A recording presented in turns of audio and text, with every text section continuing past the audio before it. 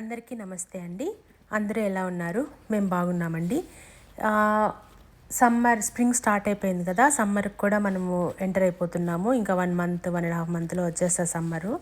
ఈ స్ప్రింగ్లో మనము విత్తనాలు వేసుకోవటము అవన్నీ స్టార్ట్ చేస్తాం కదా, దానికి మనము నేమింగ్ ఇవ్వాలి కదా. మేము నేమింగ్ ట్యాగ్స్ కోసము కొన్ని కొంటూ ఉంటామండి. ట్యాగ్స్ ఎక్కడైనా యూఎస్లో ఎక్కడైనా దొరుకుతాయనేసి కొంటూ ఉంటాము. అలా మనం కొనకుండా నేమ్ రాసి మనం చెక్కడానికి, మట్టిలో చెక్కడానికి వీలుగా ప్లాస్టిక్వి మనము వేస్ట్తో మనమే చేసుకోవచ్చండి.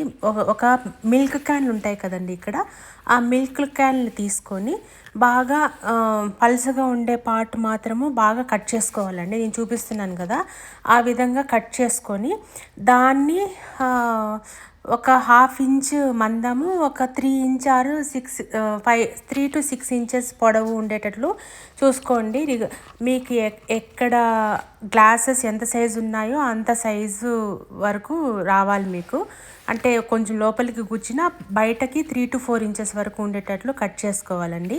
సో ఈ విధంగా పాల క్యాన్ అంటే ఒక పాల క్యాన్కి ఆల్మోస్ట్ 30 to 40 స్టిక్స్ అయితే ట్యాగ్స్ అయితే వచ్చేస్తాయండి. మనకు ప్రిపేర్ చేసేసుకోవచ్చు అట్లాగా. ఇప్పుడు ఇలా కట్ చేసుకున్న వాటి మీద మనము మార్కర్ ఉంటుంది కదా, పర్మనెంట్ మార్కర్ను యూస్ చేసి దాని మీద రాసి ఏ విత్తనాలు ఎందులో పెట్టామో చెక్కుకోవచ్చండి. కుచ్చే కింద కొంచెం కోన్ లాగా కొంచెం కట్ చేసుకోండి, కుచ్చడానికి బాగుంటుంది గ్లాస్ లోపల. చూడండి, ఈ విధంగా పేరు రాయటము, దాంట్లో కుచ్చేయడం అనమాట.